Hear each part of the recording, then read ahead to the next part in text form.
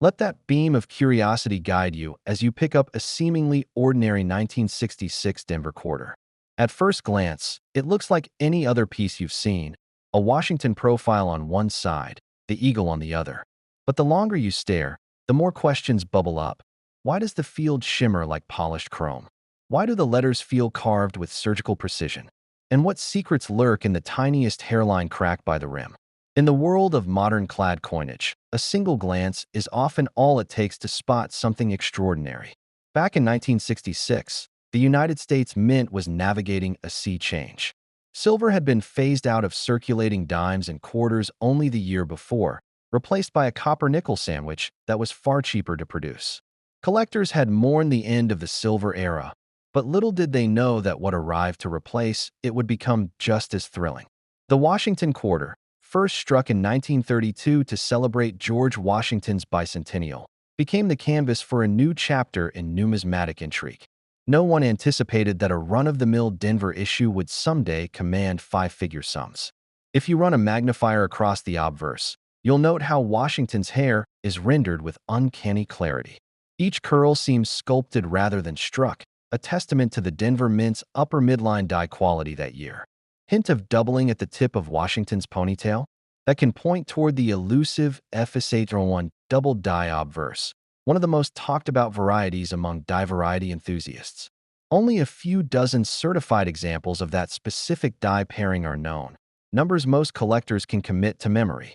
Turn it over, and the reverse holds its own surprises. The eagle's feathers aren't merely ink-dark recesses. They're crisp, almost three-dimensional. Yet here and there you might notice a fine, branching crack emanating from the rim, weaving into the field like a spider's web. Those dye cracks aren't flaws to avoid. They're hallmarks of limited dye life, proof that only a finite number of strikes carried that distinctive signature. Collectors prize those cracked dye pieces for the story they tell about the mint's production process. Scarcity sprouts not just from anomalies, but from raw numbers. Philadelphia struck roughly 1.2 billion quarters in 1966, while Denver managed about 474 million. At first blush, that still sounds like a mountain of coins. But once you factor in the proportion of those Denver pieces that survived in pristine, uncirculated condition, the ranks thin dramatically. Many collectors focused on silver years, leaving later clad issues to rattling around in pocket change. Those who saw the potential early and hoarded quality examples found themselves sitting on hidden treasures. Market data tells the tale. In circulated grades, where bag marks and light wear are par for the course, a typical 1966 D trades hands for perhaps $4 to $6. That's a decent premium over face value, enough to catch a collector's eye but still pocket change for most. Move up to about uncirculated, a U58, and you're in the $25 to $30 range. That sharp jump reflects how unblemished surfaces and partial luster really resonate with collectors who want coins that still catch the light. Cross the Rubicon into mint state, though, and everything changes. An MS60 example, still ungraded in many hobby shops, might fetch $40. But by the time you reach MS63, prices often leap to $90 or even $120, depending on eye appeal. That's where the market begins to appreciate nuance. Coins with bold strikes, full cartwheel luster, and minimal hairline marks stand out in registry sets and private collections. Those examples show off the coin's original beauty in a way that circulated pieces simply can't. The real fireworks, however, ignite at MS65 and above. A sharp MS65, with mirror-like fields and frosty devices, can command anywhere from $250 to $350. Jump to MS66, and you're looking at $600 to $800, provided the coin boasts exceptional contrast and no distracting hairlines. The apex, MS67, lies in rarefied air. Only a handful achieve this near-perfect grade each year, and collectors have shelled out upwards of $1,200 at auction to secure one. These aren't just coins, they're showcases of minting excellence, prized for their near-flawless surfaces. Auction houses have fueled the frenzy. At a spring sale in Chicago, a pristine MS66 Plus PF-like 1966 D quarter, so brilliant it seemed proof struck, blasted past its $500 estimate to close at $1,450. The lot description highlighted exceptional fields and devices, deep mirrors, and razor-sharp rims, language that would make any collector's pulse quicken. That particular coin had been tucked away in a safety deposit box for decades, only to resurface when its owner passed along their estate collection. Stories like these dot the numismatic landscape. A dealer at a regional show once offered a bulk assortment of 1966 quarters for face value to a fellow collector who balked at the condition. The dealer, sensing an opportunity, cherry-picked an MS64 1966D quarter from the pile and offered it as compensation. That single coin later sold for $425 on the bourse floor, proof that trained eyes can turn common dates into unexpected windfalls. Every collector learns that condition rules the roost. A softly worn coin, with muted luster and gentle rim wear, rarely breaks double digits in price.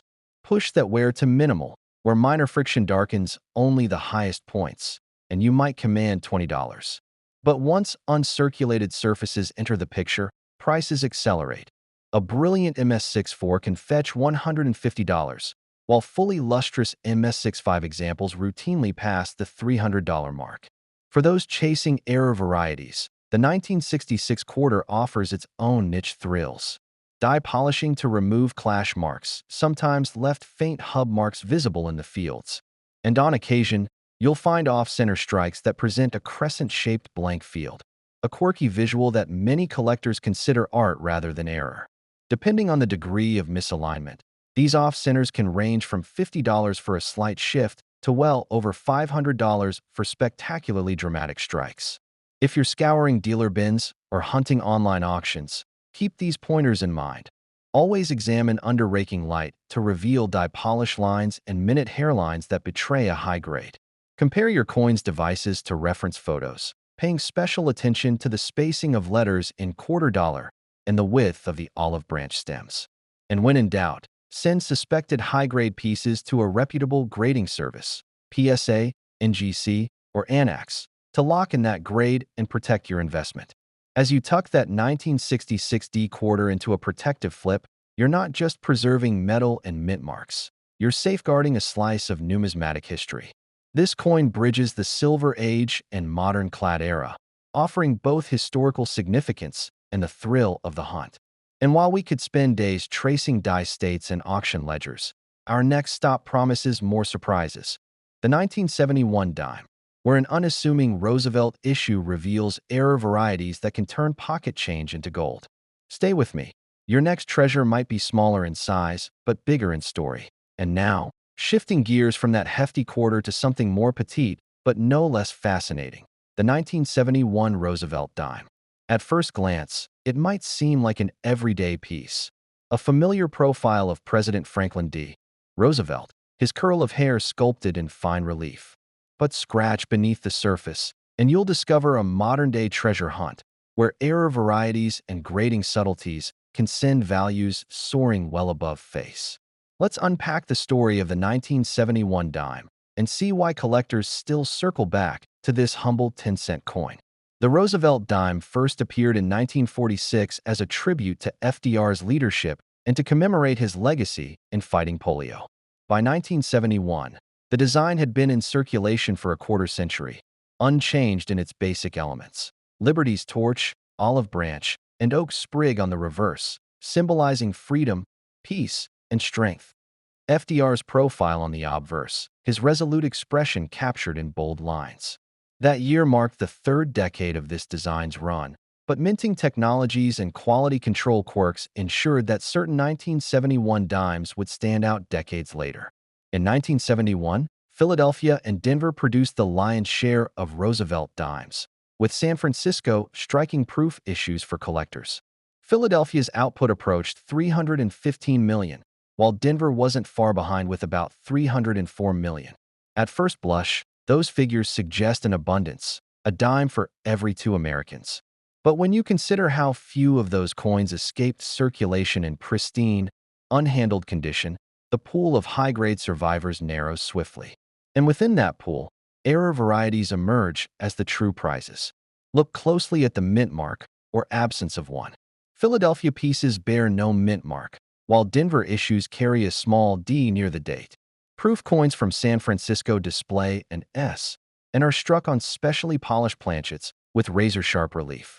You might assume proofs command premium prices, and indeed they do, but some business strike coins, the ones you actually spent at grocery stores, can rival or even outshine them in value when errors or exceptional quality come into play.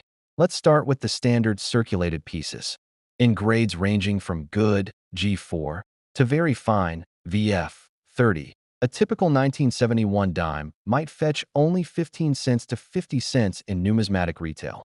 Just a small premium over face value for dates that mature collectors overlook. You'll find these coins in bargain bins, often tired and dulled by pocket wear. Yet even here, glimpses of lustrous metal can hint at an about uncirculated AU survivor, teasing what lies just above the surface. Cross the threshold into about uncirculated -50 Australian dollars to -58 Australian dollars, and values climb more meaningfully. No longer content with just a bright spot or two, these coins display most of their original luster, with only light abrasions on the highest points of Roosevelt's cheek and hair. A -58 Australian dollars example can command anywhere from $3 to $5, depending on eye appeal and strike quality, because collectors prize coins that still catch and reflect light as you tilt them under the lamp. Mint state coins, uncirculated, direct from banks or hoards, burst onto the scene with even greater leaps. An MS 60 piece, showing minimal contact marks but lacking deep, mirrored fields, might trade around $10. By MS 63, characterized by vibrant cartwheel luster and only a handful of tiny, scattered marks, values often rise to $30 or $40. Those coins give a clear portrait of the dime's original look, offering collectors a glimpse back to 1971 workshops at the mint. But the real conversation stoppers are the error and variety dimes. Among the most sought after for 1971 is the double die obverse, where parts of Roosevelt's shoulder strap, the numeral 1 in the date, or lettering like Liberty, appear to have a faint, second image. These doubled dies arise when the hubbing process misaligns, leaving a ghost of the design alongside itself. Certified examples of the 1971 double die obverse, DDO 001 on the shoulder strap, can command $200 to $400, sometimes more if the doubling is pronounced and the fields mirror-like. Die cracks also make an appearance. On select 1971 issues, fine fractures in the die, often starting at the rim near the mint mark or date, send thin, branching lines across Roosevelt's profile or into the fields. These aren't defects to shun. They're mementos of the die's lifespan and tell a story of how many strikes it delivered before failing. Collectors pursuing these cracked varieties can see prices in the $15 to $50 range for prominent cracks, especially if the lines create an interesting pattern or if multiple cracks converge into a web-like network. Off-center strikes offer another adrenaline rush. If a planchet wasn't perfectly centered under the die, part of Roosevelt's profile might be missing, or the coin's edge will intrude into where the design should be. Degree of centering dictates value. Slight off-centers, 5 to 10% misalignment, can bring $20 to $40, while dramatic shifts, over 15%, can fetch $100 to $200 or more. Photographers and social media platforms often showcase these coins as miniature abstract art pieces. Then there's the phenomenon of clipped planchets, when a blank metal disc isn't fully cut from the strip, leaving a crescent-shaped blank on one side. Clipped dimes from 1971 are relatively scarce and appealing for their distinctive shapes. Depending on the clip size and location, these can range from $30 to $150. What makes them compelling is that each is unique. Two clipped dimes tell entirely different visual stories. Proof dimes from San Francisco, struck on ultra-clean planchets and hand-polished dies, also deserve mention. A standard PR 67 proof may trade around $20 to $30, but step up to PR 69 or PR 70 for coins free of even the tiniest hairline mark, and you're looking at $75 to $150. Collectors often pursue full sets of proof Roosevelt dimes year by year, driving up demand for the highest grades. Auction results underscore these trends. At a recent major sale, a 1971 D-dime graded MS 67 with a deep, frosted cameo contrast, a luxurious appearance you'd expect more from a commemorative, sold for $1,025, far eclipsing initial estimates of $400. Another highlight was a 1971 double-die obverse D-Do-001 in MS-65, once described as jaw-droppingly bold. It closed at $475 after competitive bidding. These headline-grabbing figures remind us that even modern business strikes can deliver exceptional returns. Despite this, most collectors opt for mid-tier mint states. MS-64 and MS-65 examples of both Philadelphia and Denver strikes are widely available, often priced between $50 and $125. For many, these grades strike the perfect balance of affordability and aesthetic appeal, fitting neatly in album sets or registry competitions. The key is to look for coins with sharp device detail, especially Roosevelt's hair strands, and fields that pop rather than appear chalky or hazy. If you're on the hunt, here are a few tips. First, always examine coins under both raking and direct light to spot doubling or die cracks. Second, compare your candidate against high-resolution images from trusted reference sites or recent auction catalogs. Third, don't underestimate the value of provenance. A coin with documented pedigrees or prior auction listings often commands a premium because buyers trust its authenticity and quality.